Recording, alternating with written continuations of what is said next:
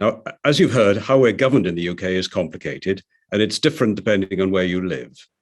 But at the whole UK level,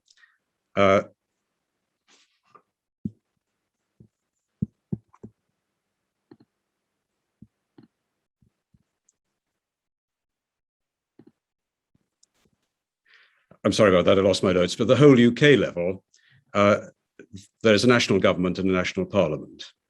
Now, those parliament and government are linked to one another, but they're two different institutions. In our parliamentary system, the government's decided as a result of the elections to parliament. And that's very different for the US, from the US system, for example, where their president is elected separately from their parliament. We elect our members of parliament, our MPs, at general elections held at least every 5 years. And those MPs almost always represent political parties. The numbers elected from each party at an election usually results in one political party having more than half the total number of MPs in the House of Commons. We then say that that party has a majority. 365 of the 650 MPs elected in 2019 were Conservatives, so the Conservative Party had a majority. When a party has a majority, its leader becomes Prime Minister and then forms a government. That means the Prime Minister appoints a cabinet and a larger number of junior ministers from other MPs and lords from his or her political party. Because the government is supported by the majority of MPs in the House of Commons, it can expect that House to support what it does and the proposals it makes for laws and for policies. Now, the way we do elections in the UK means that one political party usually has a majority.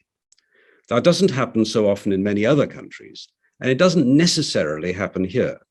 So in our 2010 election, the Conservatives won only 307 of the 650 seats. They could have decided to form a minority government. That would have meant that they could not be sure of winning votes in the House of Commons. Instead, they formed a coalition with the Liberal Democrats, who had 57 MPs, and those two coalition parties then had a majority in the House of Commons. Just a word about the House of Lords. Lords aren't elected, and most are appointed to the House for their life, but they can retire. Just under half the world's parliaments have two houses, though the UK is unusual in having a non-elected chamber appointed for life. The government that has a majority in the Commons may not have a majority in the Lords. That does mean they can lose votes in the Lords, though the Commons can usually overrule the Lords. The structure of government is decided by the Prime Minister. The basic unit of government is a department, the Department of Health and Social Care, for example. Each department is headed by a senior minister called a Secretary of State, who sits in the cabinet. And each department also has a number of junior ministers, perhaps 2 or 3 from the Commons and 1 from the Lords. They are in turn supported by large teams of politically neutral civil servants and by a very small group of politically appointed special advisors. MPs and Lords who are not from the party or parties of government are called the opposition, with the party with the largest number of non-government MPs becoming the principal opposition party. Its leader is called the Leader of the Opposition, and of course that's Keir Starmer and the Labour Party at present. Ministers are called frontbenchers because they sit at the front of the chamber. The main opposition party also has frontbenchers. They're called shadow ministers because they shadow the responsibilities of the government's ministers. Members of Parliament who are not frontbenchers are known as backbenchers. Now, members of Parliament perform different roles that overlap with each other and sometimes conflict with each other. First, there's representation.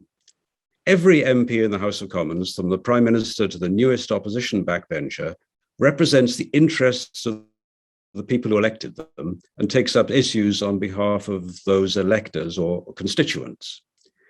The overwhelming majority of MPs are very diligent in performing this role and proud of their links with constituents, and that was highlighted in a most awful way by last week's murder of Sir David Amess while he was conducting a constituency surgery. The next function of Parliament is to hold the government to account. Now, it's easy to see that members of Parliament who do not come from the party or parties of government have this role. For backbenchers who come from the parties of government, most of the time they naturally support the government. But these government supporters do hold the government to account in more subtle ways, not least by making it clear to ministers what they would find unacceptable. A third function of Parliament is to make laws. The Scottish and Welsh parliaments and the Northern Ireland Assembly also make laws, but the main laws for England are made by the Westminster Parliament, which also makes law for the whole UK in some areas. And Farah will tell you a lot more about the lawmaking process. A final function is that Parliament is a place where issues, great and small, are debated, and that often overlaps with the other three functions. The chambers of the House of Commons and the House of Lords, chaired by neutral speakers, are the theatre of Parliament. But much of the real work is done in the many committees appointed by each House. These committees are microcosms of the chamber as a whole, a bit like how the small groups where you have detailed discussions are microcosms of the whole citizens' assembly. Parliamentary committees specialize in particular areas, for example, the detailed consideration of a legislative proposal. And particularly prominent are the House of Commons' departmental select committees. Each of these considers policy, spending, and administration of one government department. They produce reports, usually agreed by MPs across parties, that can be critical of government, and their chairs, some of whom are opposition MPs, are prominent public figures. Parliament is supported by its own politically neutral staff, who are separate from the civil service who support the government. In addition to that, each MP has several staff of their own. It's important, finally, to stress how varied the 650 MPs are. There are still too few women, and the BAME community is underrepresented. But MPs do come from all over the country and from many different backgrounds. All that influences the way they behave. And they also need to juggle several different loyalties that can sometimes be in conflict. As I said before, almost all MPs are members of political parties and were elected because of their political party.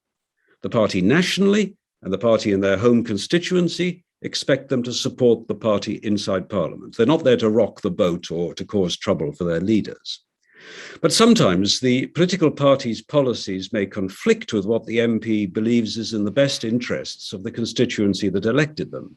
For example, if a constituency is heavily dependent on raising livestock, the MP would find it very difficult to support their party if the party proposed a policy that removed subsidies from livestock farmers. The MP may then rebel from the party line in the interests of the constituency. And finally, each MP has personal beliefs, personal conscience. If, for example, an MP believes that assisted dying is morally wrong, they will not vote for a policy that makes euthanasia possible. So with all these pressures, and of course the concerns about personal security, being an MP isn't an easy job.